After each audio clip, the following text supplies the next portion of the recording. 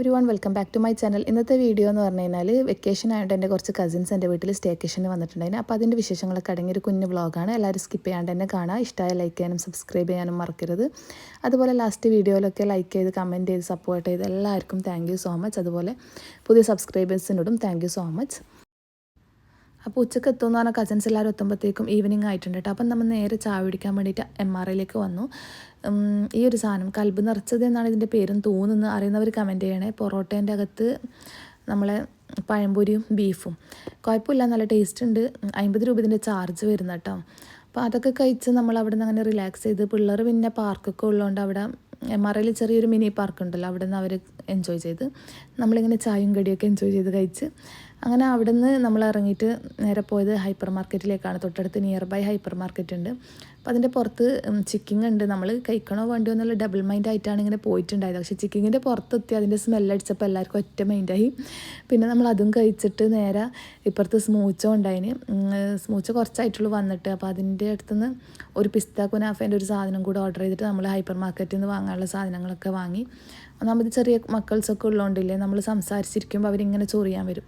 അപ്പോൾ അതുകൊണ്ട് അവരെ സോപ്പിടാൻ വേണ്ടിയിട്ട് കുറച്ച് ചോക്ലേറ്റ്സും ചിപ്സൊക്കെ വാങ്ങി. പിന്നെ നമ്മൾക്കായാലും രാത്രി ഇങ്ങനെ ഫിലിം കണ്ടിരിക്കുന്ന ശീലമൊക്കെ ഉണ്ട്. രാത്രിയാകുമ്പോൾ എന്തെങ്കിലും ഹൊറർ മൂവി ഇട്ട് കാണുക, അതൊക്കെ പണ്ടും ഇഷ്ടമാണ് ഇപ്പോഴും ഇഷ്ടമാണ്. അപ്പോൾ അതിനും വേണ്ടിയിട്ട് കുറച്ച് പോപ്കോണും ചിപ്സും കാര്യങ്ങളൊക്കെ വാങ്ങിയിട്ടുണ്ട്. മക്കൾസിനുള്ള ബിസ്ക്കറ്റ് കാര്യങ്ങൾ അങ്ങനെയൊക്കെ വാങ്ങി. എന്നിട്ട് പിന്നെ നമ്മൾ അവിടെ നിന്ന് ഇറങ്ങിയിട്ടാണ്. പിന്നെ സ്മൂച്ചോയിൽ ഓർഡർ ചെയ്ത സാധനം റെഡി ആയിട്ടുണ്ടായിരുന്നു. അതൊക്കെ കഴിച്ചിട്ട് വീട്ടിലേക്ക് വന്ന്. നമ്മളിപ്പം കുറച്ച് കസിൻസേ ഉള്ളൂ. ബാക്കിയുള്ള എല്ലാവരും ഔട്ട് ഓഫ് സ്റ്റേഷനാണ്. ജോബ് കാര്യങ്ങളൊക്കെ ബിസിയാണ്. നമ്മൾ വിചാരിക്കുന്ന പോലെ എല്ലാവരും അവൈലബിളായി കിട്ടൂല. പിന്നെ കിട്ടിയ ആളെ വെച്ചിട്ട് നമ്മളങ്ങനെ സ്റ്റേക്കേഷൻ പ്ലാൻ ചെയ്ത്, കാരണം എല്ലാവരും ഒന്നിച്ചിട്ട് എന്ന് പറഞ്ഞു കഴിഞ്ഞാൽ ഒരിക്കലും നടക്കലുണ്ടാവില്ല. അതുകൊണ്ട് ഉള്ള ആൾക്കാർ വെച്ചിട്ട് സ്റ്റേക്കേഷൻ ആക്കിക്കോ എന്ന് പറഞ്ഞിട്ട് നമ്മൾ അങ്ങനെ ചെയ്തിട്ടുണ്ടായതാണ്.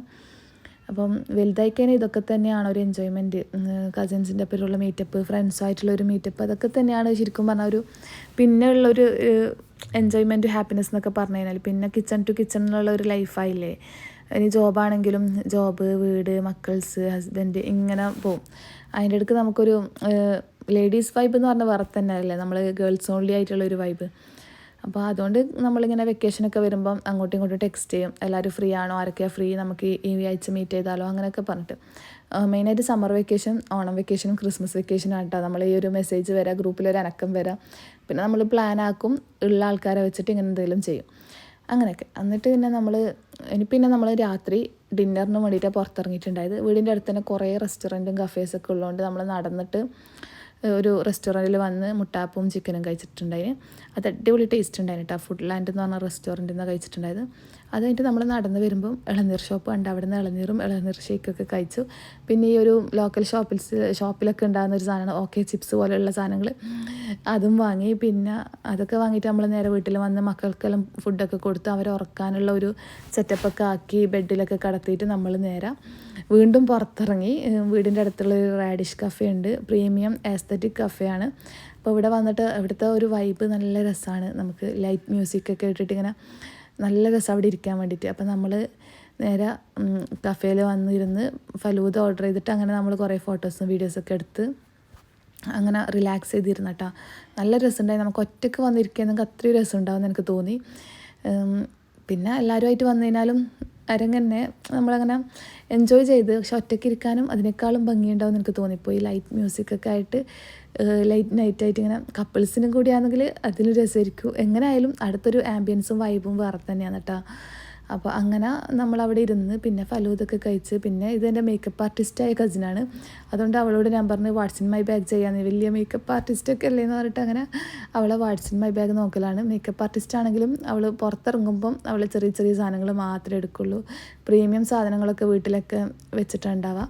അപ്പോൾ അതുകൊണ്ട് അവൾ എടുത്തിട്ട് വന്നിട്ടുണ്ടായ കുറച്ച് ഐറ്റംസൊക്കെ കാണിച്ചിട്ട് ഒരു വാട്സ് ഇൻ മൈ ബാഗ് ചെയ്ത് വെറുതെ ഒരു രസത്തിന് നമ്മളങ്ങനെ ചെയ്തതാണ് കേട്ടോ. അങ്ങനെ കണ്ടൻറ്റായിട്ട് ചെയ്തതല്ല, നമ്മൾക്കൊരു അരങ്ങിനും വേണ്ടിയിട്ട് നമ്മൾ ചെയ്തത്. അതൊക്കെ കഴിഞ്ഞിട്ട് പിന്നെ നമ്മൾ വീണ്ടും ഫലൂദ ഓർഡർ ചെയ്ത് വീണ്ടും കഴിച്ചിട്ട് പിന്നെ കുറച്ച് ഫോട്ടോസും വീഡിയോസും കൊടുത്തിട്ട് അങ്ങനെ അവിടെ ഇരുന്നിട്ടാം.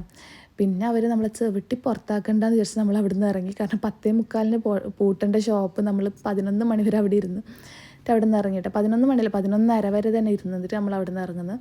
വീടിൻ്റെ അടുത്ത് തന്നെ ആയതുകൊണ്ട് പിന്നെ നമുക്കങ്ങനെ ഒരു പേടിയൊന്നുമില്ല, സേഫാണ്. നെയ്ബർഹുഡ് എന്ന് തന്നെ പറയാം റാഡിഷ് കഫേ എന്ന് പറയുന്നത്. അപ്പോൾ നമ്മൾ മെല്ലനെ നടന്ന് വീട്ടിലേക്ക് വരികയാണ്. 11:30 തന്നെയാണ് സമയം. ലൈറ്റ് നൈറ്റ് വൈബ് എൻജോയ് ചെയ്ത് രാത്രി ഒരു രസമല്ല, നമ്മൾ ഗേൾസിന് ഈ ഒരു ലൈറ്റ് നൈറ്റ് എന്ന് പറയുമ്പോൾ ഒരു അരങ്ങാണ്, ഒരു വേറെ തന്നെ ഒരു രസമാണ്. ഹസ്ബൻഡായിട്ടായാലും ഫ്രണ്ട്സെല്ലായിട്ടായാലും നമുക്കിങ്ങനെ ഇറങ്ങിയിട്ട് ധൈര്യത്തോടെ ഇങ്ങനെ നടക്കുമ്പോൾ ഒരു രസം. അങ്ങനെ പിന്നെ ഞാനെവിടെ അങ്ങനെ പുറത്തധികം പോവാത്ത ഒരാളാണ്. അത് ഹസ്ബൻഡ് ഗൾഫിലായതുകൊണ്ട് നമുക്കിങ്ങനെ കസിൻസോ ഫ്രണ്ട്സോ ഒക്കെ ആയിട്ട് ഇറങ്ങുമ്പോൾ ഉള്ളൊരു ലൈറ്റ് നൈറ്റ് ലൈഫൊക്കെ. അപ്പോൾ അതുകൊണ്ട് അതൊക്കെ എൻജോയ് ചെയ്ത് കുറേ നാൾക്ക് ശേഷം, കാരണം ഇനി ഹസ്ബൻഡ് നാട്ടിൽ വരണം ലൈറ്റ് നൈറ്റ് ആയിട്ട് ഒന്ന് പുറത്തിറങ്ങാനൊക്കെ. അപ്പോൾ അതുകൊണ്ട് അതൊക്കെ എൻജോയ് ചെയ്തിട്ടാ. വേറെ പുറത്തേക്ക് അങ്ങനെ വിടൂല വീട്ടിൽ നിന്ന്. പിന്നെ അടുത്ത് തന്നെ ഉള്ള കഫേ ആയതുകൊണ്ടാണ് രാത്രി അങ്ങനെ പുറത്തിറങ്ങിയത്.